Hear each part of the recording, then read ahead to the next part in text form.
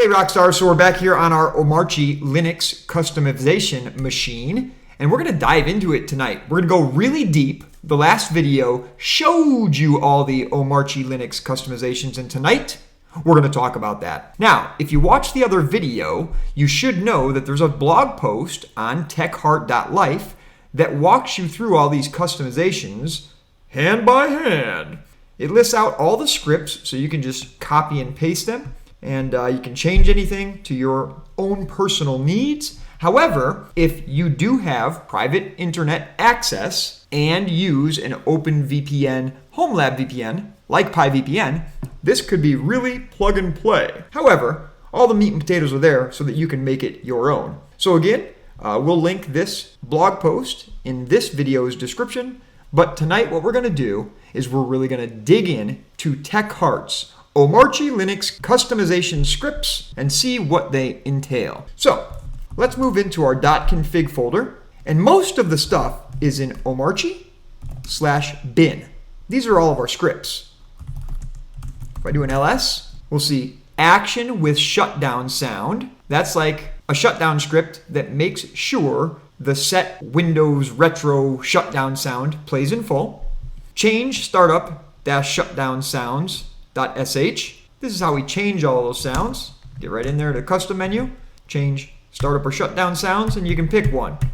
I like Windows XP, but that's the script that handles that. gparted fixed. As I showed in the other video, if you just run gparted on a Hyperland setup, it fails to boot, and that script takes care of that. Hypercheatgen. This Python script is ran anytime you use our custom menu to open up our cheat sheets so that you get current and accurate keybinds that are output on screen. Hyper startup sound plays the startup sound. NAS mount and unmount scripts do exactly that. They mount our NAS mount points. Omarchy-menu-NAS, that's the big boy. That is this custom Omarchy menu that we created. And that script is pretty cool because what it actually does is every time you run it, it reads the Omarchy menu from the Omarchy configuration files. So what that means is if Omarchy Linux gives an update next week, next month, next year, or whenever, our custom menus won't be broken and we won't break any of the Omarchy updates. So it's really cool.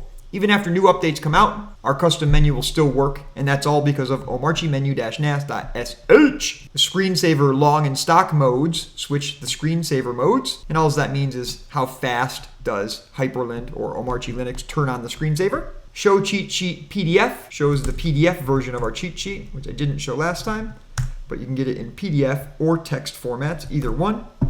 And show cheat sheet shows the text version. Now, terminal MOTD, what that guy does, if I go over here, I think to window 4 maybe, yeah. So if I open up one terminal, you see fast fetch gives us the big logo. However, if you would open up more windows, these graphics all get messed up. So on subsequent windows, there's no logo. And what that lets us do is we can open up multiple and it looks better. So that's why we did that. VPN NAS status. That shows all of our customization statuses on this screen here. You know, it shows our startup and shutdown sounds or Windows XP. Screensaver is currently in stock mode. Private internet access is disconnected and PyVPN is inactive. Our NAS is reachable because I'm at home right now, but none of our mount points are mounted. Now we could change that real quick. If we just go in, we mount our NAS, boom, it's available. So it mounts them all up. We could change our screensaver to long mode. Let's go do that right over here. Change it to long mode. Boom. And we could even connect to private internet access. We can either do that in here by going here to PIA Connect, or we can just hover over this and tap it. Now I had to remove my IP. However, now we're on private internet access. Just like that. Let's dig in. So, what do you guys think we should check out first? Do you want to look at the Omarchy menu-NAS, the big boy?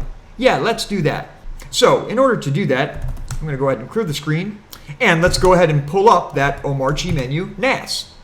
What this does at a high level, it reads the upstream Omarchy menu script, the one that's shipped by Omarchy, and patches it in memory to add a new custom entry to the main menu. add routing, so selecting custom opens a new custom submenu. Inject show underscore custom menu.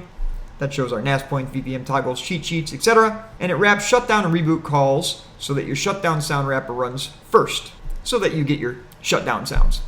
And it writes that patched result to a temp file and then executes it. So that's why I was saying, even if Omarchy updates in the future, we'll still get our customizations and we won't break anything that Omarchy does. You did not modify Omarchy's upstream script permanently. If Omarchy updates the menu, you can rerun this and repatch on the fly. And that happens every time we push super alt space.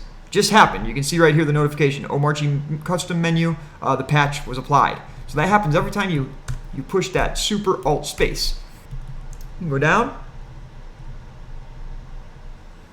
So at first we set some variables. It's just the upstream menu script that we will patch. That's in local share Omarchy bin, and it's the Omarchy menu. Here's the temporary file. That's what we actually run. It puts that notification on screen, and that's what we see when we run super alt space. There's the notification, and that right here did it. If there's any problems, it will display can't read the upstream menu, but I don't think that'll happen too often, if at all. Here's where we patch the upstream menu using an embedded Python script. Right here's where we're creating that custom menu, the subsection there. Boom. And down here we set up our entire custom menu. Here we add the custom to main menu list. Starts routing in the menu selections.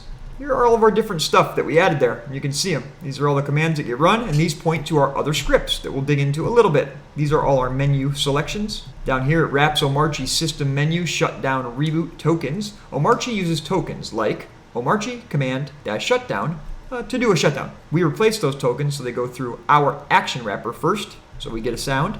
If the upstream ever directly calls systemctl, we'll try to listen for that and make changes accordingly. Then we run the patch menu script, and that's what we see. So super alt space, all that just happened, and boom, we get our custom menu. Now, all these menu entries in our custom menu, they need scripts to run too. And that's what all of those other files were. Let's take a look at the cheat sheet generator first. We can do vim hyper-cheatgen. Now this is a Python script. What it does, it pulls your current hyperlink keybinds via hyperctl binds-j. It converts them into JSON, so it's readable by our scripts, and we create an ASCII, which is the text mode, and a PDF. Our hyperlink config can be complex. This generates a living cheat sheet from the binds Hyper is actually using right now, right when this script is ran. So they're always up to date.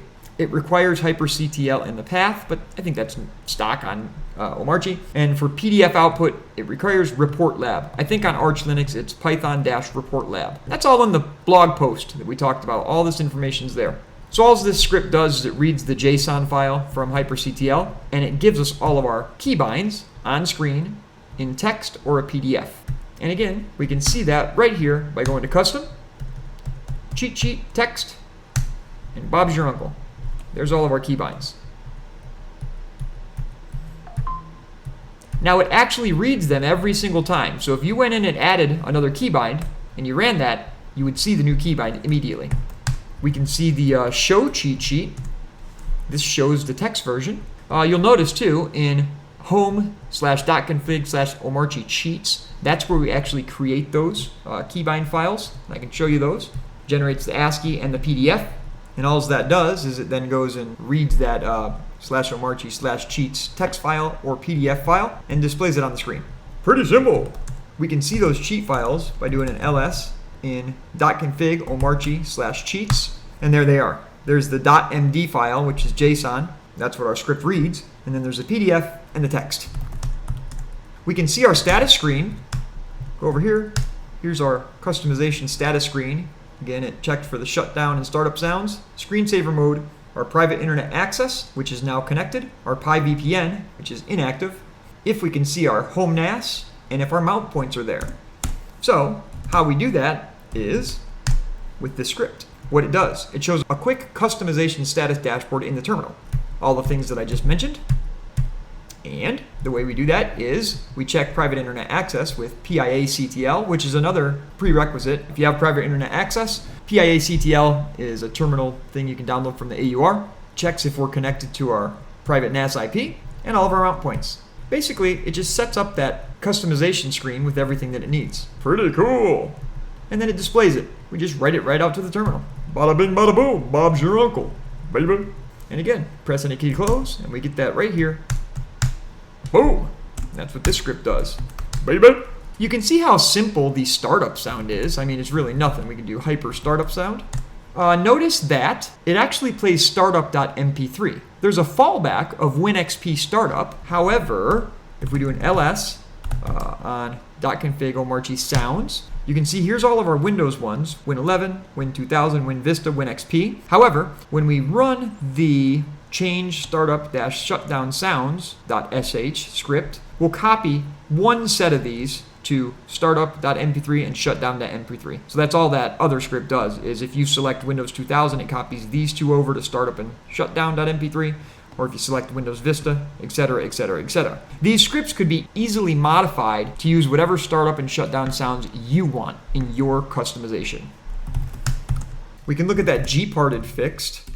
It's really pretty quick. It just runs it as root with the same GUI environment, and that gets it firing up. What this does, it launches gparted as root via package exec policy kit, explicitly passes through the key environment variables that GUI apps often need under Wayland/Hyperland, so gparted reliably opens instead of failing with cannot open display. One cool thing, if we check out the NAS mount smart, what this does, it attempts to mount multiple NFS shares from a NAS to local/mount points. It tries the local LAN path first, and if you're at home and it's available, boom, mounts the suckers, Bob's your uncle. But if not, it'll connect to your Pi VPN. Also, let's just pretend you're remote, you're at your office, and you do have private internet access connected. When you run this mount, it'll turn off PIA, it'll connect to your Pi VPN, so you're on your home lab, and then it'll mount the mount points. So it's really neat. It'll always get your NAS mount points mounted regardless of where you're at. If you're at home on PIA, it can leave PIA going, but if for any reason it needs to disconnect it and connect to the Pi VPN, that's what we'll do. So that handles all of our NAS mounts. Let's go check out our two VPN setups. So if we go here to .config/Waybar, that's where these live. And I probably should have added these to .config/Omarchy/bin, but these were like the first two things I did, so that's how it ended up. And I have three scripts for private internet access. I can pick the region because we might want to change our region. I can get a status, and I can toggle. Those three scripts are what both the buttons and our custom Omarchy menu uses. For Pi VPN, we only have a status and toggle because we're not changing any regions. We're just connecting to our home network. We also had to change some things in config.jsonc. Let's see if we can check that out. I don't know if I can zip right in there and find the changes, but it points to them up front. You find the modules-write array, and you add these two entries, so you get your two custom buttons up here. And then anywhere in the top level of the JSON, you add the PIA and Pi VPN button information. And that's what these are right here. You can see it just calls our various scripts, and that's what you get. So like when I go over here and I hover, it'll show disconnected, none, and unknown, but when we're connected, we'll get that information and it will populate there. Updates every 5 seconds, I believe. 3 for PIA, 5 down here. We did a little bit of changes in style.css just so we get the right spacing in there. So I think I had to change the margins and whatnot. You can change all the colors if you like, and blah, blah, blah. So that's the setup for Waybar. We can look in state real quick. This is in .config/Omarchy state. You see two files, current sound and screensaver mode. And all that does is it gives our custom status menu the information so it knows how to display what our shutdown sounds and what our screensaver is doing. And if we kind of just catted those out, you'd see that current sound is set to Windows XP. And screensaver mode is set to long. So the way we tell our custom Omarchy menu is by having those two files present. Pretty simple. What else haven't I seen? I think we kind of got into most of it, didn't we? But you can kind of see with these 14 different scripts and a couple of those other ones, we do everything that we need. I also know in .local/bin, we have Pi VPN connect and disconnect. That's how we connect or disconnect from Pi VPN. In the Waybar folder, there was just a toggle, so we can toggle it on and off, and a status. But underneath, it uses these at times. And the Omarchy menu, let's take a look at this. So we have home/.local/bin. There's an Omarchy menu. Now, all this does is it calls our .config/omarchy/bin/Omarchy Menu NAS script. And then in our path, I think it's in .config/uwsm/env file. I can cat that out just to show you. So the way we get this running is we have over here in .local/bin an Omarchy menu file script. And it just runs our bigger custom menu. And then we kind of trick Hyperland into running it first instead of the actual Omarchy menu. In our paths here, we export path and then home.local/bin before the Omarchy one, so it runs first. And that's how we get this custom menu popping up. I think that's most of it. I guess we could take a look at our .files backup. This one has some private information in it, so you can pull it up in the zip file in the blog post. But this is pretty neat. It goes out and it backs up all of our .files, anything in .config. I think I obfuscate Bitwarden because it's so huge, and maybe one other thing. But anyway, it's really neat. If you're on your home local network, it'll just back up your .files to your NAS mount points. It'll mount those if they're not already mounted. But if you are remote, if you're at the office, it'll get you on PyVPN first so that you can be on your home lab network and back up your config.